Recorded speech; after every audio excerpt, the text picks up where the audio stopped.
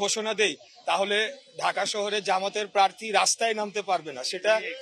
সেটা জামাত হোক বা ইয়েই হোক, কিন্তু আমরা আন্দোলন সংগ্রাম করে এই জায়গায় আসছি, আমরা ভেসে আসি নাই। যদি তাদের অন্য কোনো চিন্তা ভাবনা থেকে থাকে তাহলে বলে দেব যে ইলেকশনের অনেক আগেই আমরা তাদেরকে ক্লোজ করে ঢাকা থেকে বিতাড়িত করে দেবো, এটা আমি বলছি। দীর্ঘমেয়াদে আমরা বাংলাদেশে যে সংস্কারগুলো করতে চাই, আমরা স্থায়ীভাবে একটা তত্ত্বাবধায়ক সরকার ব্যবস্থা প্রতিষ্ঠা করে বাংলাদেশে গণতন্ত্রটা স্থায়ীভাবে প্রতিষ্ঠা করতে চাই, এই কথাগুলো আমরা বলেছি।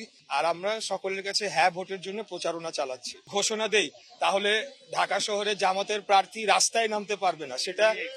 সেটা জামাত হোক বা ইয়েই হোক, কিন্তু আমরা আন্দোলন সংগ্রাম করে এই জায়গায় আসছি, আমরা ভেসে আসি নাই। আমাদের দীর্ঘ 17 বছরের ত্যাগ রয়েছে, আমাদের বহু ভাইদের রক্ত রয়েছে। তারা কোথায় ছিল?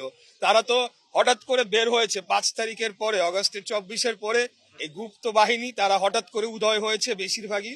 এর আগে আমরা দেখেছি তারা ভোরবেলা 6টার সময় যখন রাস্তাঘাটে জনগণ থাকতো না, তারা চুপ করে অন্ধকারে বের হইতো, মিছিল করে তারা চলে যেত। এই ছিল তাদের আন্দোলন সংগ্রাম।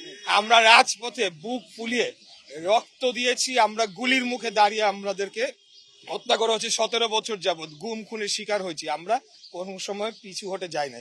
তাই এখন যেটা বলছে, তারাও জানে যে তাদের সব ঢাকা শহরের সবগুলার জামানত বাজেয়াপ্ত হওয়ার সমূহ সম্ভাবনা রয়েছে, এটা তারাও ভালোভাবে জানে। এটা কেবল তাদের নেতা কর্মীদের উৎসাহ জাগানোর জন্য তারা করছে। আর যদি তাদের অন্য কোনো চিন্তা ভাবনা থেকে থাকে তাহলে বলে দেব যে ইলেকশনের অনেক আগেই আমরা তাদেরকে ক্লোজ করে ঢাকা থেকে বিতাড়িত করে দেবো, এটা আমি বলছি।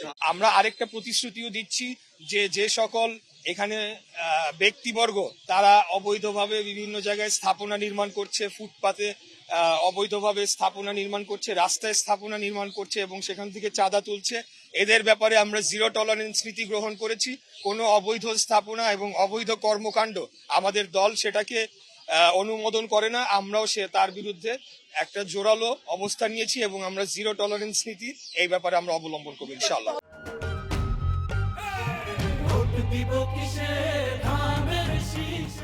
প্রথম বিষয় হচ্ছে যে আমি সরাসরি এখন এটা যেহেতু আমাদের দল থেকে যে স্টেটমেন্ট দেওয়া হচ্ছে আমি সেইখানেই থাকছি, এবং এই ব্যাপারে যেহেতু আমাদের কেন্দ্রীয়ভাবে এই বিষয়টি কমিশনের সাথে যোগাযোগ করে একটা জায়গায় যাওয়ার চেষ্টা করা হচ্ছে, সেখানেই থাক।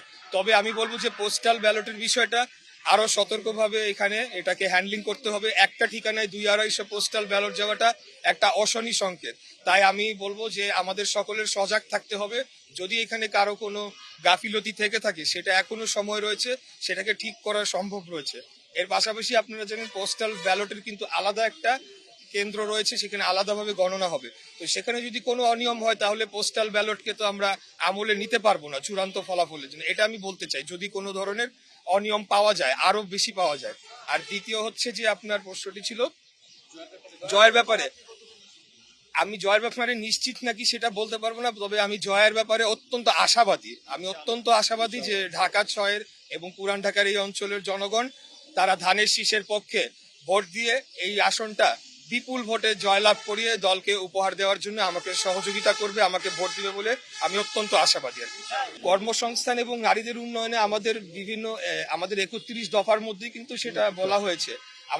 আমরা বলেছি যে আগামী 1 বছরে কতগুলো কর্মসংস্থান আমরা করতে চাই এবং সেটা কিভাবে আমরা করতে চাই, এবং কিভাবে আমরা বিভিন্ন যারা উদ্যোক্তা রয়েছেন, ক্ষুদ্র এবং মাঝারি উদ্যোক্তা, তাদেরকে আরো ফ্যাসিলিটেট করে সেখানে তারাও যাতে কর্মসংস্থান করতে পারে, এই ব্যাপারে আমাদের উদ্যোগ রয়েছে।